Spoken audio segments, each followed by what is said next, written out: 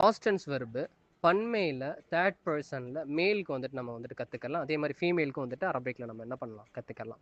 So third person மூணாவது மனுஷன் இங்கே இல்லை, அவங்கள பற்றி நம்ம பேசணும். ஒரு குரூப் ஆஃப் பீப்புள்ஸ், ஓகேங்களா, மேல். அவங்க வந்துட்டு போயிட்டாங்க, தே வெண்ட் அப்படின்னு சொல்லிட்டு நம்ம அரபிக்கில் சொல்லணும். எப்படி சொல்கிறது? தஹபு, தஹபு. இதனுடைய ரூட் வெர்ப்பு வந்துட்டு தஹப், அந்த 3 எழுத்து மட்டும்தான். தால் ஹாபா, லாஸ்ட்ல என்ன ஆட் ஆகுது? வா ஒலிஃப் மட்டும், தஹபு.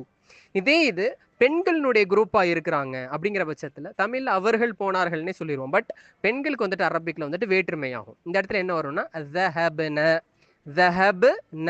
வாவுக்கு வாவ் அலிஃப் பதிலா நூன் வரும். அங்க ذهبوا, இங்க ذهبن, அவ்வளவுதான். யா அப்துல்லா வைங் ஹாவுலா ஹும் ذهبوا.